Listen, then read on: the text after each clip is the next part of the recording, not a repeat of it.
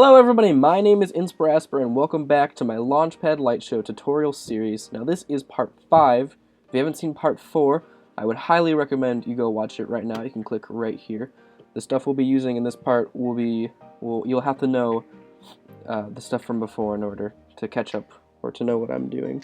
Today we're going to be talking about rainbows. That was actually requested a lot by you guys, but I had planned on doing this anyways. So we're going to go ahead and jump right into it. Not waste any more time.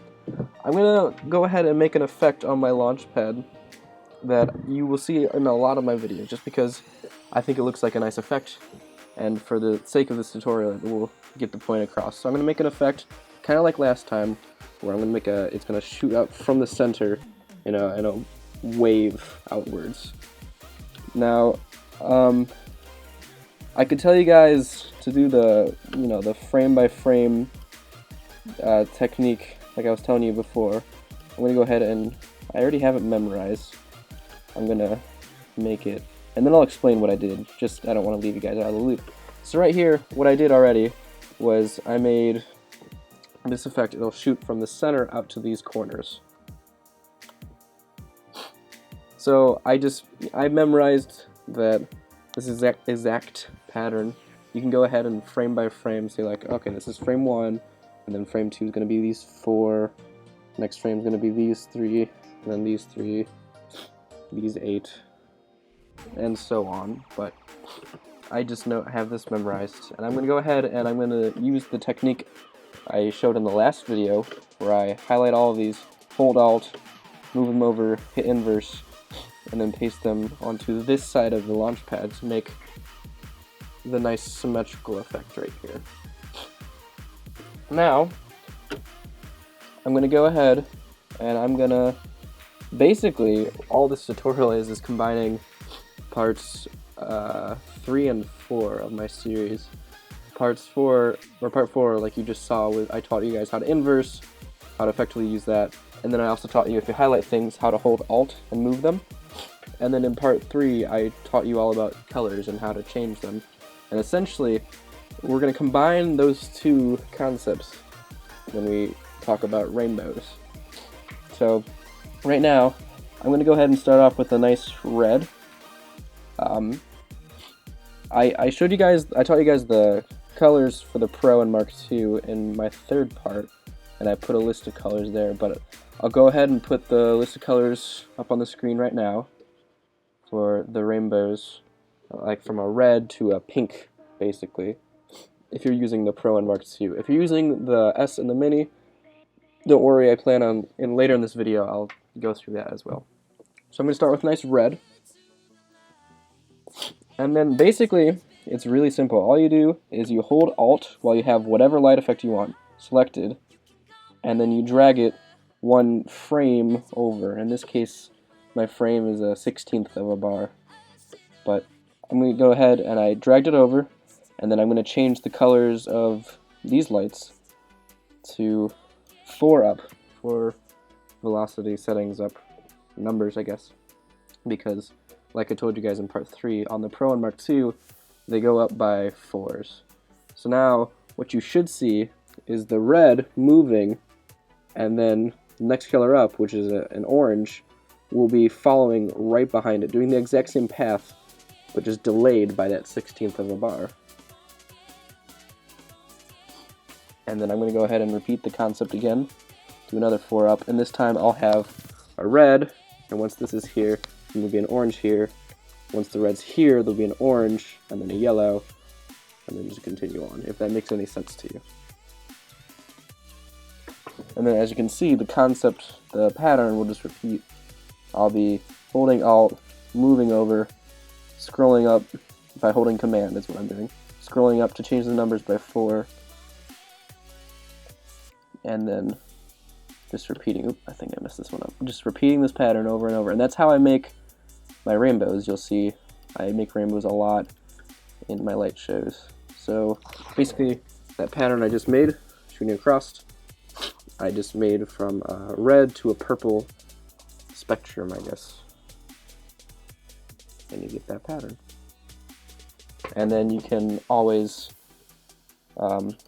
A nifty thing I don't think I mentioned last time, and I was kind of bummed that I didn't. I really wish I had. You can highlight things like you normally can if you have your selector tool, but then if you hold shift, you can continue to highlight, which is extremely useful because if you let go of shift and try to highlight, you'll just highlight new things. So if you hold shift, then you can highlight new things. And this can be useful too because if you highlight something, you hold shift and go to highlight something else. If it's not highlighted and you hover over it, it will become highlighted. If it is highlighted and you're still holding shift and you hover over it, it will become unhighlighted, which is actually extremely practical in some situations. But anyways, you can have it selected like I do here, and then you can shorten the length by a half to speed up the effect here. And then maybe you can copy and paste it here and reverse it, or do whatever you want. But that's basically how you make rainbows on the Launchpad Pro and the Mark II. And I'm going to go ahead and quickly bring out my S and then do the same thing for you guys just to kind of drive in the point further. So I have my Launchpad S here, and if I go ahead and play the same pattern of lights that I made for my Pro and Mark II, it will most likely look really weird and probably really bad. Also, it won't work at all because it doesn't have the right output selected. Alright, there we go. Now that we have the Launchpad S selected, if we play it, it looks really weird. And that's because, like I told you guys earlier, this